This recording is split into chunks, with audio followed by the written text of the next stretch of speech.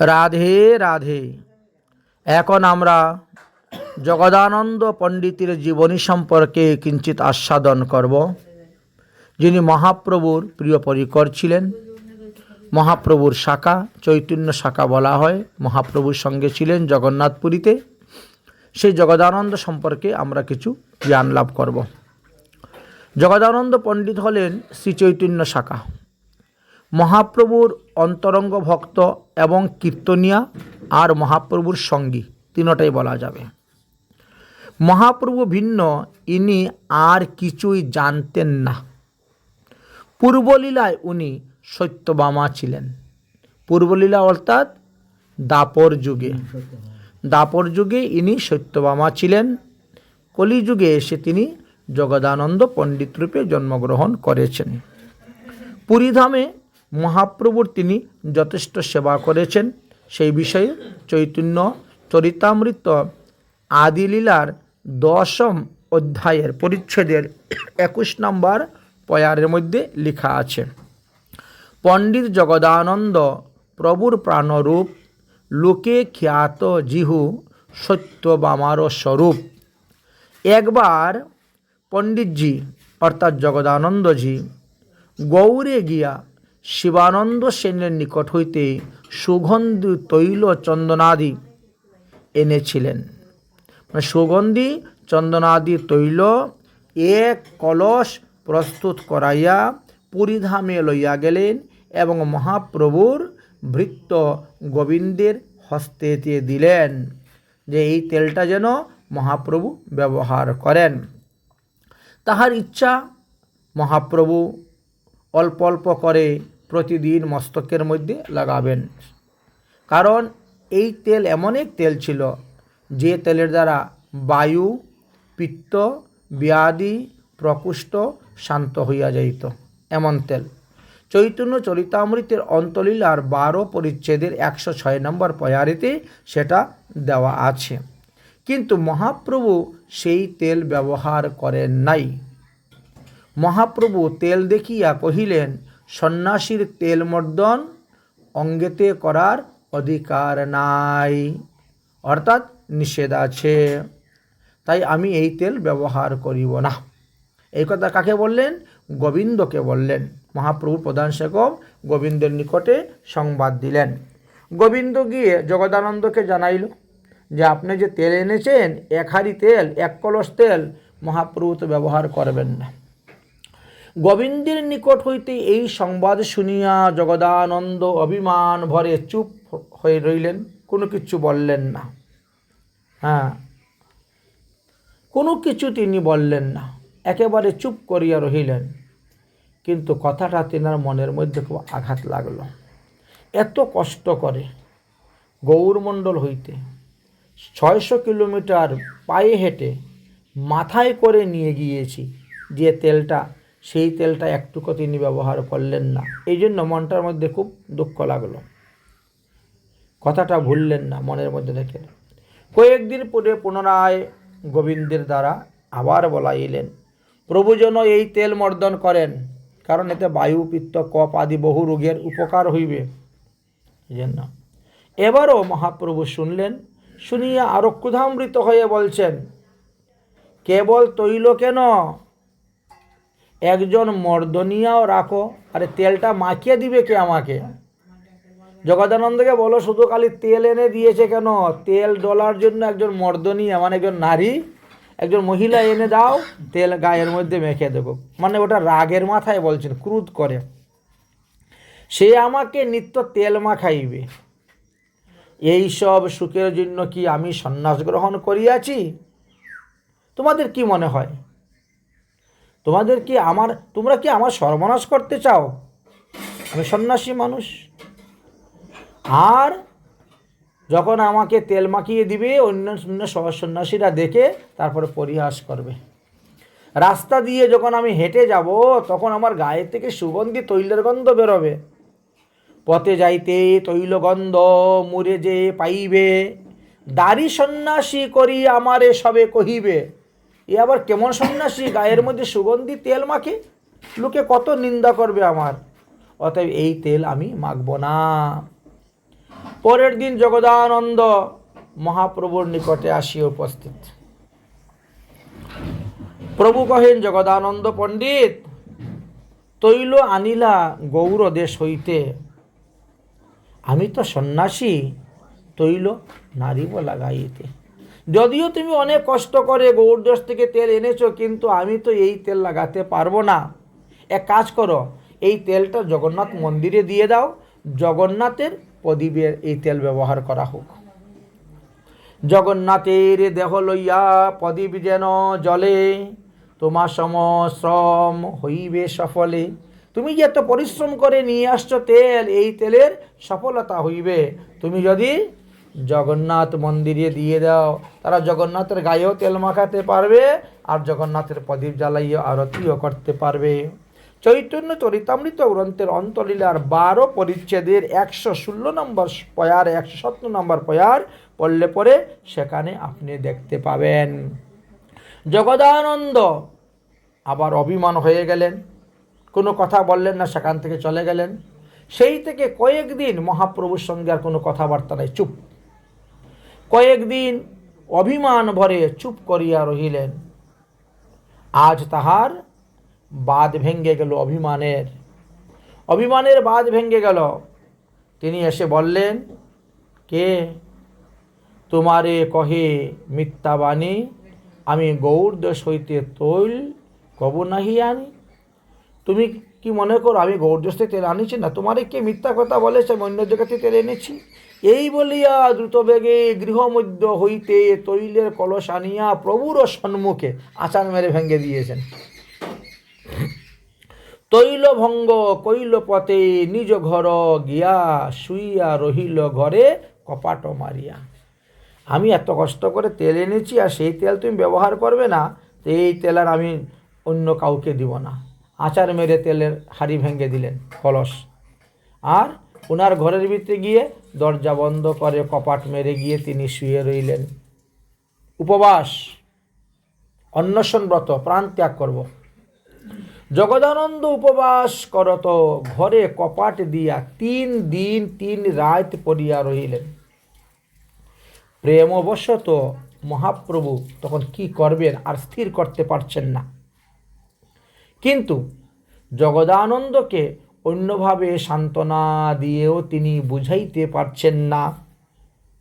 তাই চতুর মহাপ্রভু জগদানন্দের দ্বারে গিয়ে বড় মধুস্বরে ডাকতে শুরু করছেন, জগদানন্দ, ও জগদানন্দ, আরে দরজা খুলো, আমি তোমাকে দর্শন করতে আসিয়াছি। আমি জগন্নাথ দর্শন করতে যাব তোমাকে নিয়ে, দরজা খুলো। আমি জগন্নাথ দর্শন করতে যাইতেছি, তোমার গৃহে আজকে আমি মধ্যাহ্নকালে ভোজন করব। মহাপ্রভু বলতেছেন, তুমি দরজা খুলছো না, ঠিক আছে বসে থাকো, আমি কিন্তু জগন্নাথ দর্শন করে আসবো তোমার ঘরে প্রসাদ পাওয়ার জন্য। আজকে মধ্যাহ্নকালে তোমার গৃহে আমি প্রসাদ পাইব। এই কথা বলে মহাপ্রভু চলে গিয়েছেন, বুঝেছেন? আচ্ছা, বলছেন, উঠো উঠো, শীঘ্র উঠো, রন্ধন করো, আমি জগন্নাথ দেখিয়ে আসিতেছি। এই বলিয়া মহাপ্রভু সেখান থেকে চলে গেলেন। প্রভু ভোজন করবেন বলিয়াছেন, এই কথা শুনে কি আর জগদানন্দ অভিমান করে থাকতে পারে? অভিমান ছাড়িয়া উঠলেন, স্নান করলেন, রান্না করলেন। দেখেন, অভিমান ছাড়িয়া রন্ধন না করিলে প্রভু ভোজন হইবে না। তাই পতিব্রতা স্ত্রীর ন্যায় জগদানন্দ উঠিয়া স্নান তিলক আন্নি করিয়া রন্ধনের আয়োজন করিতে লাগিলেন। পরে প্রভু আগমন হইলে ভোজন বাড়িয়া প্রভুর অগ্রেতে ধরিলেন। প্রভু বলিলেন, তোমার ভোজন তোমার ভোজ্য প্রস্তুত কর। মানে আমি একাই বসে প্রসাদ পাবো না, তোমার জন্য একটা থাল নেও, তুমি আমি দুজন একসঙ্গে বসে প্রসাদ পাব। মহাপ্রভু বলছেন, আজ 2 জনে একসঙ্গে ভোজন করিব, রাগ ভাঙ্গানোর জন্য ভোজন করিব। এই বলিয়া প্রভু ভোজন পাত্র হইতে হাত তুলিয়া বসিয়া আছে। না, আমি খাবো না, তুমি না বসে খেলে। হাত তুলে বসে আছেন মহাপ্রভু। প্রভুর সেবা হইতেছে না দেখিয়া জগদানন্দ কথা না কহিয়া আর থাকতে পারল না। এতক্ষণ তো মৌন ছিল, কথাবার্তা একেবারে বন্ধ, পারল না। তাই বলিলেন, প্রভু আপনি অগ্রে সেবা করুন, পশ্চাতে আমি খাইব। প্রভু বলছেন, দেখিও যেন মিথ্যা না হয়। জগদানন্দ কহিলেন, না না, তাহা হইবে কেন? তোমার অদরামৃতই আমি পাইব, তোমার কথা আমি কি ঠেলিতে পারি? জগদানন্দ আজ মহা আনন্দ হইল। রামাই ও রঘুকে দিয়া তিনি প্রভুর জন্য নানাবিধ ব্যঞ্জন রন্ধন করাইয়াছিলেন। প্রভু অল্প ভোজন করেন, কিন্তু আজ জগদানন্দের ভয়ে জগদানন্দ যাহা যাহা পাতে দিতেছে তাহাই বাধ্য হইয়া মহাপ্রভু সেবা গ্রহণ করিতেছেন, খাইতেছেন, কিছুই বলিতেছেন না। অন্যদিন না না না, আর দিও না, আর দিও না, খেতে পারবো না বলতেন, কিন্তু আজ আর কিছু না, না বলা নেই। যা জগদানন্দ দিচ্ছে তাই খেয়ে যাচ্ছেন, প্রভু ভোজন করে যাচ্ছেন। প্রভুর প্রচুর ভোজন করলেন, ভোজন করিয়া চলিয়া গেলেন। কিন্তু ভৃত্য গোবিন্দকে বলে গেলেন, এই তোরা থাকিস, দেখিস জগদানন্দ প্রসাদ পায় কিনা, জগদানন্দ প্রসাদ পাচ্ছে কিনা তোমরা দেখবে এবং আমার কাছে গিয়ে সংবাদ দিবে। জগদানন্দের প্রসাদ পাওয়া হইলে পরে তুমি এখান থেকে উঠে যাবে, আমাকে সংবাদ দিবে। এই বলে মহাপ্রভু চলে গেলেন। মহাপ্রভু সন্ন্যাস হইয়া কটুরতা করলেন, কারণ সন্ন্যাসীর নিয়ম আছে। এই জন্য জগদানন্দ তাহা সহ্য করতে পারেন না, তার প্রাণ ফাটিয়া যাইতেছে মহাপ্রভুর এই কঠিন নিয়মগুলাকে দেখে। তাই প্রভুকে কিসে সুখে রাখিবেন তাহাই ছিল তার চেষ্টা অবিরত, এটি আর কোনো কিছু নয়। প্রভুর কঠিন শয্যায় শয়ন করিতেন, জগদানন্দ তাহা দেখিতে পারত না। তাই এক দিব্য শিমুল তুলার একটি শয্যা বিছানা তৈরি করে নিয়ে দিলেন। ইহা দেখিয়া প্রভু বলিলেন, কে এই কার্য করিয়াছে? গোবিন্দ বললেন, তোমার জগদানন্দ। জগদানন্দের নাম শুনে মহাপ্রভু ভয়ে আর কিচ্ছু বললেন না, বুঝছেন, শয্যাটাকে বাহিরে টানিয়া ফেলিয়া দিলেন। তারপরে স্বরূপ গোস্বামী জগদানন্দের পক্ষ লইয়া প্রভুকে কিছু বললেন। প্রভু কহিলেন, খাট এর আনহ পারিতে, একটা খাট নিয়ে এসে এই তুলার জাজিমটা ওর মধ্যে দিয়ে দাও। জগদানন্দের ইচ্ছা আমাকে বিষয় ভুঞ্জাইতে। সন্ন্যাসী মানুষ আমি, সন্ন্যাসী মানুষ, আমার ভূমিতে শয়ন করা বিধান আছে। আমারে খাটের মধ্যে শোয়াবে, তুলার জাজিমের মধ্যে শোয়াবে, তুলার বালিশের মধ্যে মস্তক দিয়ে শোয়াবে, এটা তো ঠিক নয়। তুলার বালিশ ও মস্তক মুন্ডন নিষেধ আছে সন্ন্যাসীর। শ্রী চৈতন্য চরিতামৃত গ্রন্থের অন্তলীলার 13 অধ্যায়ে 13 পরিচ্ছেদের 14 এবং 15 নম্বর শ্লোকে কয়ারেতে তা দেওয়া আছে। এবার জগদানন্দ প্রভু সহিত আবার ঝগড়া। কিন্তু জগদানন্দ প্রভু সহিত ঝগড়া করতে গেলেন না, করিলেন না, চুপ মুখ নত করিয়া বসিয়া রইলেন। আমি বৃন্দাবনে চলে যাব, জগদানন্দ বলছেন, আমি বৃন্দাবনে চলে যাব, আমি আর এইখানে থাকব না, নীলাচলে থাকব না।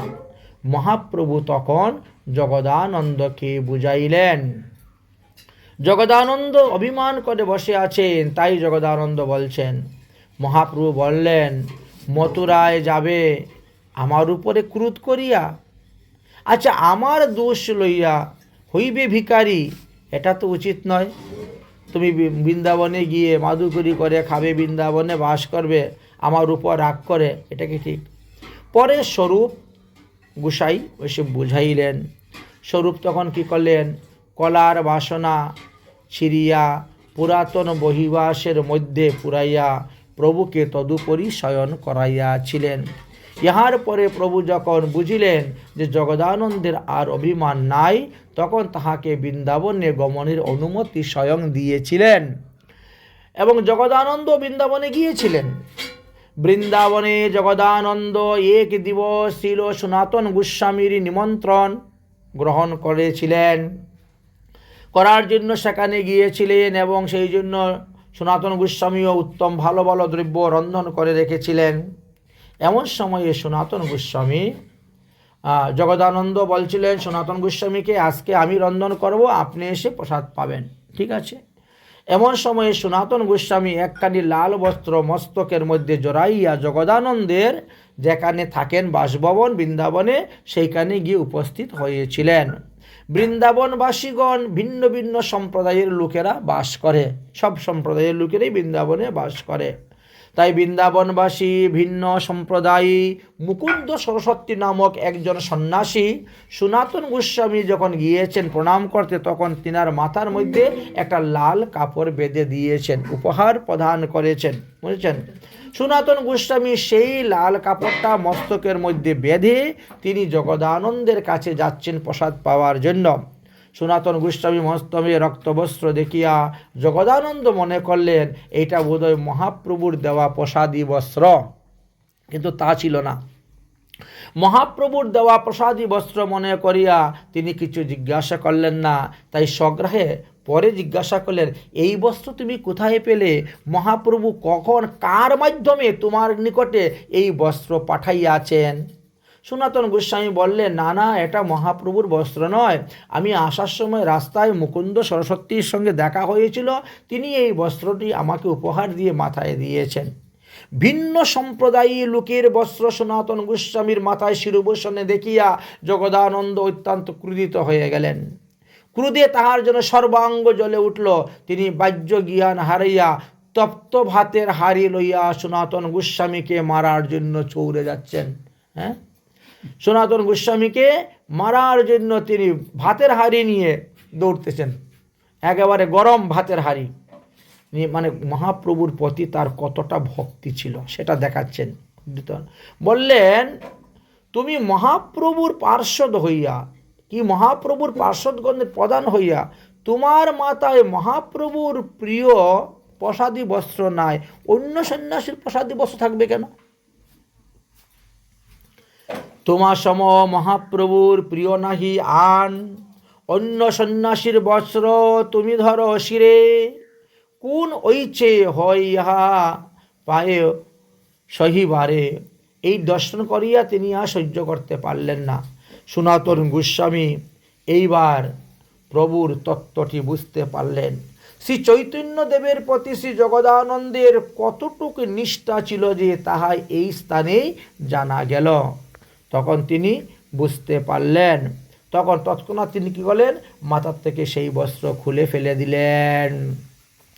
জগদানন্দের সৌভাগ্যকে কহিবার নাহি সীমা, জগদানন্দের সৌভাগ্য তিহুত উপমা। শ্রী চৈতন্য চরিতামৃতের অন্তলীলার 12 পরিচ্ছেদের 153 নম্বর পয়ের মধ্যে লেখা আছে, জগদানন্দ প্রভুর প্রেম চলে এই মতে, সত্যভামা কৃষ্ণ যেন শুনি ভাগবতে। শ্রী চৈতন্য ভাগবত, চৈতন্য ভাগবত আর শ্রীমদ্ ভাগবত সব মিলিয়ে বলতেছেন। শ্রীমদ্ ভাগবত মহাপুরাণে যেমন সত্যভামা পারিজাত ফুলের জন্য রাগ করে কত কিছু করলো, ঠিক তেমনিভাবে সত্যভামাও মহাপ্রভুর সঙ্গে এইভাবে রাগ করতেন। জগদানন্দ মহাপ্রভুর সঙ্গে এইভাবে রাগ করতেন। চৈতন্য চরিতামৃত গ্রন্থেতে অন্তলীলার 12 পরিচ্ছেদে তাহা লেখা আছে। সনাতন গোস্বামীর গাত্রে একবার কুণ্ডু রসাদি ব্যাধি হয়েছিল, কিন্তু পুরীধামে প্রভু সহিত দর্শন করতে যখন তিনি যেতেন তখন সনাতনকে ধীর আলিঙ্গন না করিয়া মহাপ্রভু ছাড়িতেন না। আর এই জিনিসটা দর্শন করে জগদানন্দের ভালো লাগতো না। এই জন্য প্রভু গাত্রে ওই যে রক্ত রস ও কুণ্ড প্রভৃতি লেগে যেত। সনাতন তাহাতে বড়ই মর্মাহত হইতেন। প্রভুকে নিষেধ করিলেও প্রভু তাহা শুনিতেন না। সনাতন বড়ই দুঃখিত হইয়া এক দিবস জগদানন্দ পণ্ডিতকে মনের কথা জানাইয়া বলেছিলেন, বলো তো আমার কর্তব্য কি? আমি আসলাম নীলাচলে মহাপ্রভু সেবা করার জন্য, আর মহাপ্রভু এখন আমার সেবা করতে চান, আলিঙ্গন করতে। আমি এখন কি করব? অপরাধে পরে মরব। জগদানন্দ পণ্ডিত তখন একটা উপদেশ দিয়েছিলেন, তোমার বাসস্থান যোগ্য বৃন্দাবন, রথযাত্রা দেখিয়া ইহা করহ গমন। অতএব তুমি বৃন্দাবনে চলে যাও রথযাত্রা দর্শন করার পরে, তাহলে তোমার আর এই অপরাধ হইবে না। মহাপ্রভু আলিঙ্গন করবেন না, মহাপ্রভুর গায়ে তোমার গায়ের দুর্গন্ধ কুলকুণ্ড রস আদি লাগবে না। শ্রী চৈতন্য চরিতামৃতের অন্তলীলার 4th পরিচ্ছেদের 141 নম্বর পয়ারেতে লেখা আছে, জগদানন্দকে, সনাতনকে জগদানন্দ বৃন্দাবনে যাওয়ার পরামর্শ দিয়েছিলেন, এ কথা জানা যায়। তখন তিনি বলেছিলেন, এত শুনি মহাপ্রভু রসামৃত অন্তরে জগদানন্দের ক্রোধ ইহা করেন তিরস্কারে। মহাপ্রভু তখন রেগে গেলেন, কি জগদানন্দ, তুমি সনাতনকে বলছো রথযাত্রার পরে বৃন্দাবনে চলে যাওয়ার জন্য? তোমার এত বড় স্পর্ধা, এত বড় সাহস? তুমি তো 2 দিনের পণ্ডিত, কালিয়ার পড়ুয়া জগা হইছে গর্ব হইল, তোমাকে উপদেশ দিতে লাগিল। মহাপ্রভু তখন রেগে গেলেন, ছোট মুখে বড় কথা হয়ে যাচ্ছে। জগদানন্দ, তোমার থেকে অনেক বয়োজ্যেষ্ঠ সনাতন, অনেক বড় পণ্ডিত সনাতন, আর তারে তুমি উপদেশ দিচ্ছ, এটা ঠিক হচ্ছে না। সনাতন, তুমি তাহার গুরুতুল্য, এমন কি তুমি আমারও উপদেশটা, মহাপ্রভু বলছেন তোমাকে জগদানন্দ উপদেশ দেয়, এটা শোভা পায় না। ইহা শুনিয়া সনাতন মহাপ্রভুকে বলিলেন, প্রভু আজ বুঝিলাম জগদানন্দ তোমার যে কতটা প্রিয়। তাই মহাপ্রভুর প্রিয় যেমন জগদানন্দ ছিলেন, তাই জগদানন্দের প্রিয় মহাপ্রভু ছিলেন। জগদানন্দের প্রিয়াহ আত্মই তাহা সুধা রস, মোরে পিয়াও গৌর তিহু নিম্ভ নিসুন্দরস। বললেন জগদানন্দের যে প্রেম, যে প্রীতি মহাপ্রভুর সঙ্গে, সেটা সুধা রসের মতন। আর আমার আর ভগবানের সঙ্গে কীরকম প্রীতি, বলছে নিম্ব ফলের মতো তিতা রস, মানে সেই রকম অন্তরঙ্গ প্রেম আমরা মহাপ্রভুর সঙ্গে করতে পারি নাই। তখন মহাপ্রভু বলিলেন, মর্যাদা লঙ্ঘন আমি না পারি সহিতে। যার যেটা মর্যাদা তিনি ততটার মধ্যেই থাকবেন, সীমার মধ্যেই, তার থেকে বাইরে গেলে সেটা আমি সহ্য করতে পারি না। আরও বললেন, বৈষ্ণবের দেহ কখনো প্রাকৃত নয়, আমাকে পরীক্ষার জন্য কৃষ্ণ তোমায় আলিঙ্গন কুণ্ডকুণ্ডলী আদি রস দিয়েছেন। সনাতন, ভগবান আমাকে পরীক্ষা করার জন্য তোমার গায়ে এই ঘৃণিত কুলকুণ্ডলী রস দিয়েছেন, যাতে দেখলেন যে সত্যি ওকে আলিঙ্গন করে কি না। আসলে বৈষ্ণবের দেহ চিতানন্দময়, বৈষ্ণবের দেহ স্পর্শে সমস্ত পাপ দূর হয়। আমি ঘৃণা করি, আলিঙ্গন না করিতাম যদি, তাহলে বৈষ্ণব অপরাধ আমার হইত, কৃষ্ণটাই অপরাধী হইতাম। তবে পারিষদ দেহ এই না হয় দুর্গন্ধ, প্রথম দিনে লইলাম চতুর্সম গন্ধ। মহাপ্রভু বলছেন, হে সনাতন, তোমার গায়ে আলিঙ্গন করলে পরে তোমার গায়ের থেকে কোনো দুর্গন্ধ আসে না, তোমার গায়ের থেকে সুগন্ধ আসে। আমি প্রথম দিন যখন তোমাকে আলিঙ্গন করেছি, তখন তোমার গায়ে হইতে 4 রকমের সুগন্ধি আমি পেয়েছিলাম। এই জন্য প্রতিদিন তোমাকে দেখলেই আমি যাই তোমাকে আলিঙ্গন করার জন্য, আর তুমি তখন সেখান থেকে দৌড়ে পলায়ন করো।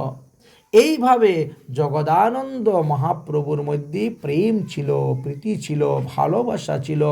এই জন্য বললেন জগদানন্দ পূর্বলীলায় সত্যভামা ছিলেন। ভগবান শ্রীকৃষ্ণের প্রিয় শ্রী সত্যভামা, সেই ভগবান শ্রীকৃষ্ণ গৌরাঙ্গ মহাপ্রভু রূপে আসলেন, আর ভগবানের প্রিয় শ্রী সত্যভামা ইনি জগদানন্দ পণ্ডিত রূপে এসেছিলেন। এসে তিনি এই লীলা করেছিলেন। এইভাবে আমরা জগদানন্দের জীবনী কথা অতি সংক্ষেপে আস্বাদন করলাম।